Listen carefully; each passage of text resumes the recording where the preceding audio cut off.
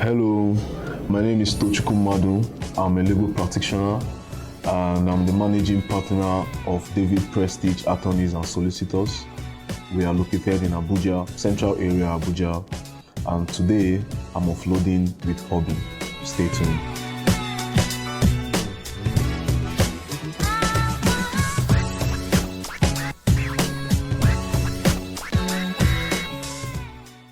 Okay, so last year, towards the end of last year, I was opportune to be nominated in the category of the Lawyer of the Year, and as well as the firm as well.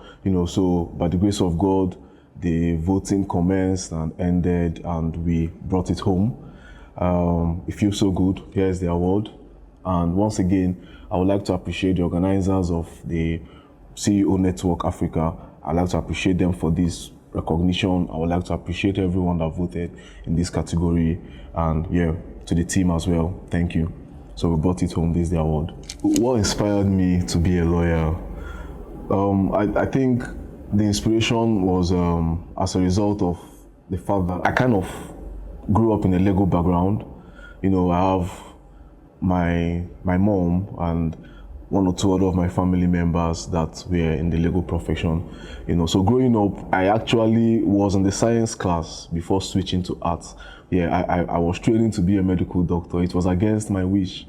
It was really against my wish, So I kept, my grades were good in school. My grades were good, to be fair, in science class. They were good, but I kept seeing myself in my dreams and other doing something different, and seeing my mom go to work, come back every day, the discussions she has, even going to work with her as well. I got inspiration from there, and I switched to art class towards the end of my secondary school education.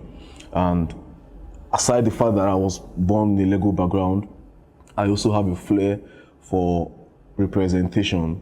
I like to, because most of the work that we do as lawyers is basically representation. 70% of our work, we are representing people, we are advocating for people, so I have a flair firstly for writing, and then for representation, for representing people and being trusted, basically, so that was what led me to the career I chose, and I am actually functioning in right now.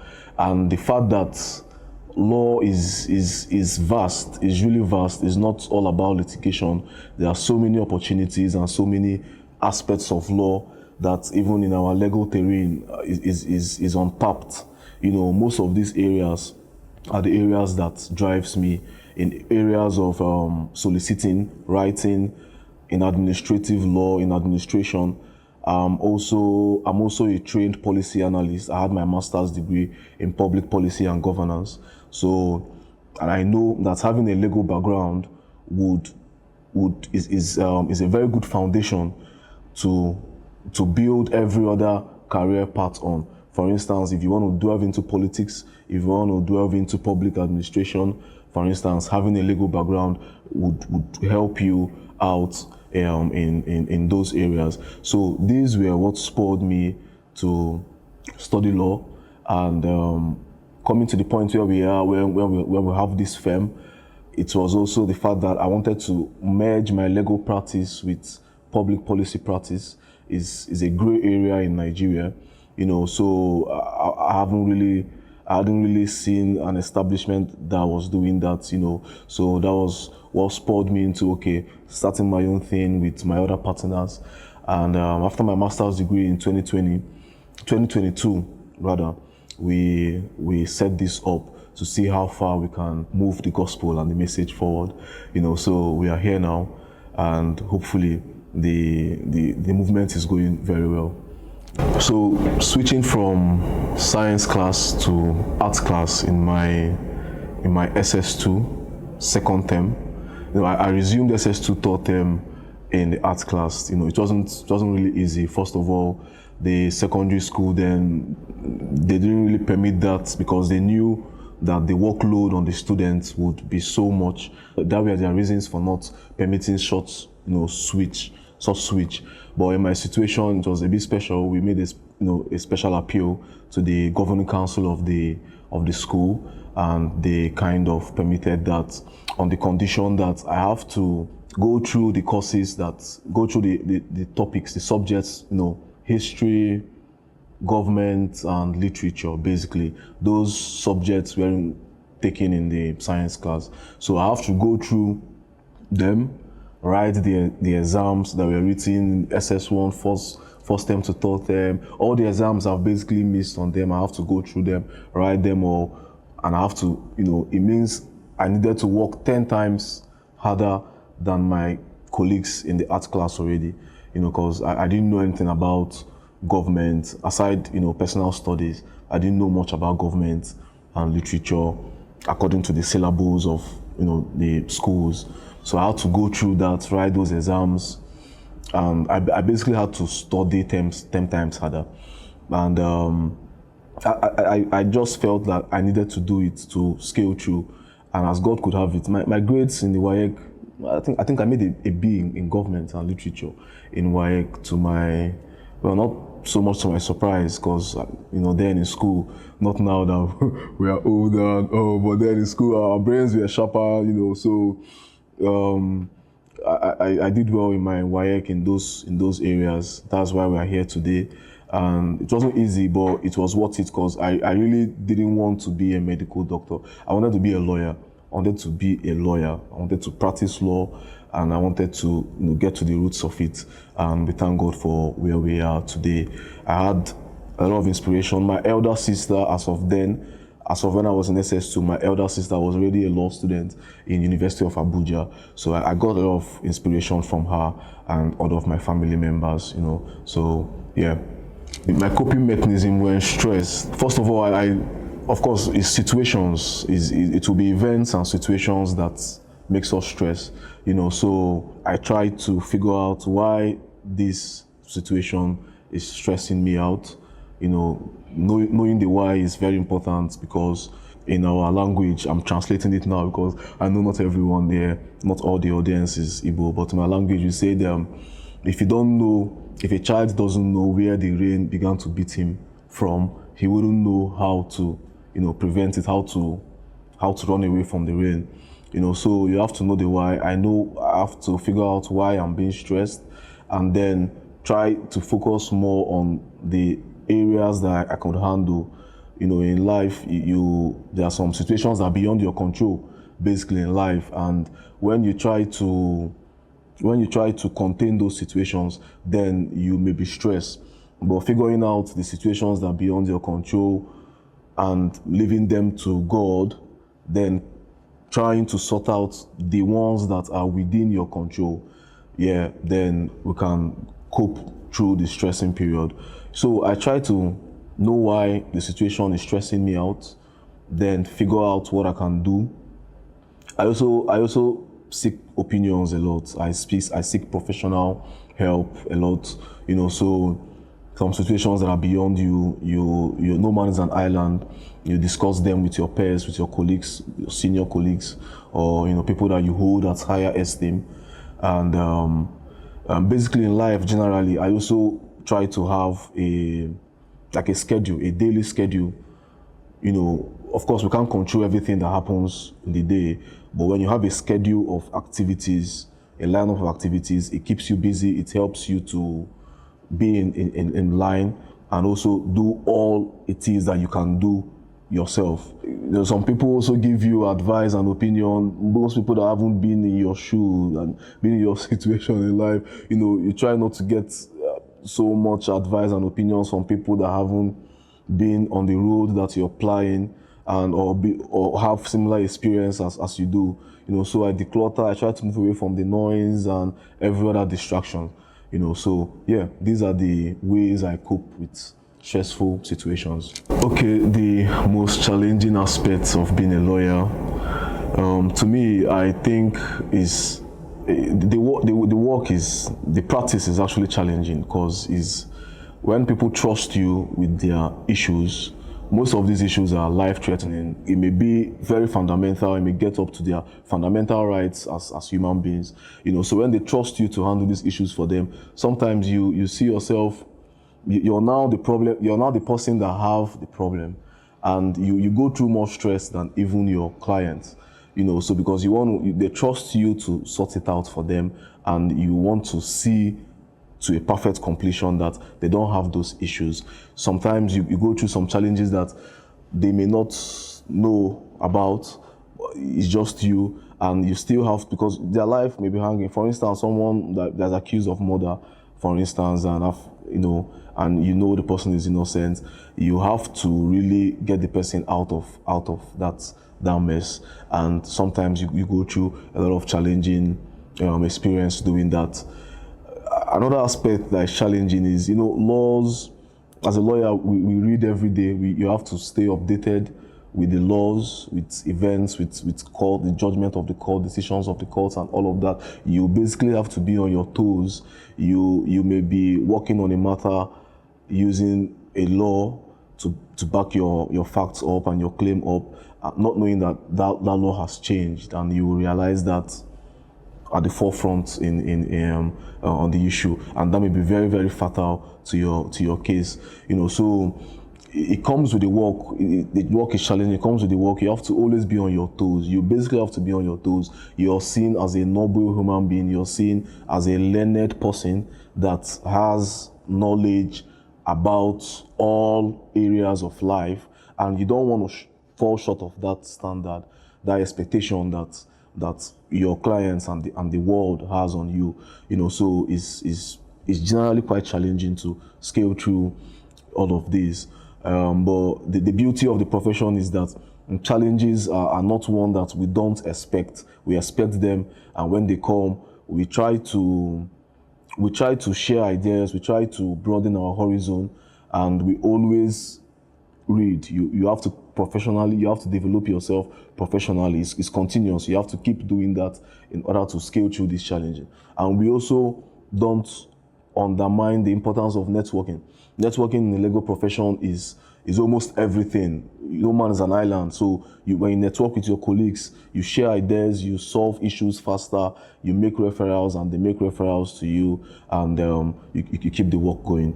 So yeah, how I maintain a personal lifestyle, sustain a personal lifestyle. Okay, yeah, sustaining my lifestyle, I have to focus on what I can do, basically focusing on what I can do and doing it best.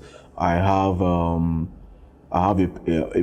personal mantra and a belief that I do unto others what you want them to do for you, what you want them to do to you. Whatever you want in life, you have to give it to get it back. If you want loyalty, if you want love, if you want respect, you give all these things in order to get them back. So that has sustained me. And also having daily activities, having a routine. Life, well, there's no hard and fast rule in life. You can also go beyond your to-do list and do some other stuff. You may not even complete what you have to do for the day before going to bed at night. But it's very important you wake up every morning having a lineup of events or activities that you want to do. Sometimes we claim that we don't have control over things, but somehow, if you structure your life, if you plan your life in a certain way and follow through with that plan, you find out that you're creating your life, you're creating the things that you want to see, the future that is unknown to all of us. You find out that you have created your future by the steps that you're making today. So I'm very big on that for a sustainable lifestyle, trying to structure and plan every single thing that happens. Whatever that comes aside what has been planned, well, we would sort that out as well with the help of God. But basically, keeping in line with what you want to do and doing it best has helped me sustain my life personally, and a few other personal way. But environmentally, there's something that we call in public policy practice. There's something that we call internalizing your externalities. That means like you try to keep it safe. Basically, whatever you want to do, you internalize it. You think about it first. You think about the merits and demerits of your actions and how it affects people. Basically, that is what internalizing your externalities means. Thinking about your actions and how it affects the world, how it will affect the generations unborn, and the wider society. So in terms of sustainable practices in your environment, I try to speak up. Basically, I try to speak up about things that are wrong in our environment. I try to speak up, about them, and providing solutions to them as well. I also try to avoid waste. When driving, just wind down, throw a bottle of water or waste out the door. That's not fair to the environment, especially when the waste can be recycled. So I try to avoid that as well. Whatever pollution, air pollution, water pollution, or whatever it is that would affect every other person around me. Even your own attitude, wake up in the morning, when you come to your workplace, how you treat people around you, because they're your environment as well. When you're sad and all, you don't have to transfer aggressions and things like that. So these are the practices that have sustained me in my environment, and I hope to keep up with them. Okay, what people don't really know about me that I feel they should know. I like kitchen matters, things that have to do with food, kitchen, dieting, and all of that. I take it very, very, very, very, very serious. So many of my friends knows this, but many people don't still know it. So I can put it out there. And then secondly, I really love support women, mothers, wives, sisters. I love support women because I feel like already, well, I know the society has its own influence and impact on men that is special. People don't really know about that. Only men that go through it. But I also know that there are some obvious, hardship that the society already has on women, that they really need support. They need support of their husbands. They need support of their brothers, of their friends. To scale through life. To do their thing. Encourage them, all form of support that they need. So maybe many people may not know that about me. Something I could change, if I given the opportunity, something I could change. One thing about the legal profession, I want to talk about legal profession. So one thing about legal profession, if given opportunity, I would love to see that happen, is a total and complete judicial independence. Judicial independence, you cannot overemphasize the importance of judicial independence. A well-independent judiciary in a functioning democracy. Judiciary is the third pillar of the democratic society, and it's very important because judiciary is the last hope of a common man. So many things goes wrong when the judiciary is not financially independent, and they depend on the executive or the legislature for financial, support or what have you. So if someone is feeding you, or someone, the person has a way of having an overbearing influence in your lifestyle, and we don't need that in the judiciary. The judiciary, as of today, is not fully independent. The politicization of the judiciary is becoming unbecomable. So if given an opportunity, I would really, really love to see a complete judicial independence in Nigeria. It will go a long way to help make our laws more enforceable, to make judges and judicial officers to perform their functions without fear or favor. Yeah, I think this is something that is really strong in my mind when it comes to the legal profession. I have so many other things, but let me just keep it at this, because this is really, really important for a nation to function properly and for democracy to be properly consolidated in Africa. An opinion that I hold that is contrary to popular belief.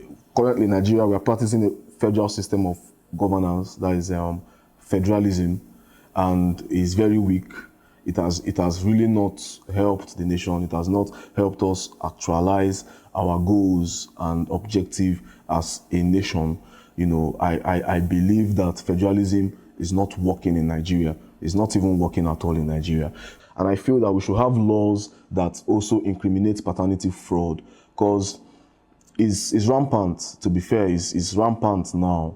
It's rampant now. And I don't think there's any law that covers that area. So in my opinion, there should be a law that incriminates paternity fraud in the country, and even if it's not made, even if DNA test is not made important or compulsory, it's anyone that wants to undergo it should be free, should not have any stereotype, should not be seen, there's no any stereotype on anyone that wants to do that, so you should be free to do that. That's an opinion I have too. If I wasn't a lawyer, I think I would have a stage. I think I would either be a minister in church, or I will be an artist, I'll be a musician. I just want to have a stage where you have an audience, you just pass message, So I think I would, I'm not a lawyer, and of course with law comes politics and everything that I do. If I'm not doing that, I think I'll be a minister in the temple of God. I'll be a minister and an artist, a musician, sort of, just to have a message, to be sending out messages, to have an audience, basically. I think that's what I'll do if I'm not a lawyer. Okay, my personal declutter process. I don't know if there is a thought process to it, to be honest. There are time frames at which in a year, maybe 3 to 4 times in a year, maybe quarterly or so, I give out stuff that I don't use anymore. I do some charity, so there's no much thought processes to it. When it's time, when it's getting to the 3rd or 4th month of the year, whatever I've seen that I have not used for that time, or I don't think I'm using, I could give it out. And mostly the charity begins at home for me. Most of the beneficiaries are people around me. When charity begins at home, then you can take it outside. So, people around me get most of this stuff before going outside. And I've not really had a difficult time letting go of any particular item. As far as I don't need it, and there's someone out there that needs it, it has to go, because it's occupying space in my space, it's occupying space in my room or something, or in my life, so it has to go. And the fact that I know that in 1,000 folds I'm getting those things back, so it has to go. But thinking of it now, I think while I was younger, there was one video game we call PSP, so when I got it, it was still in vogue then. This is almost 15 years ago, it was still in vogue, but at some time I had to give it out to one of my smaller cousins. It was quite difficult, but yeah, because it was still in vogue and I was still using it, but he really wanted it, so I had to let go. Thinking of it now, that should be the most difficult item that I had, that I let go. But I've not really had a difficult time letting go of finances or items, because they have to go. As far as I don't need them, even when I'm still making use of them, if there is a better need for it, it has to go, if it's going to serve a higher purpose. So, yeah. Hi, my name is Tochukwu Madu, and I'm the managing partner of David Prestige Attorneys and Solicitors. And I have just decluttered with HoBeei. Kindly check out my HoBeei profile to see the items that I decluttered. Thank you.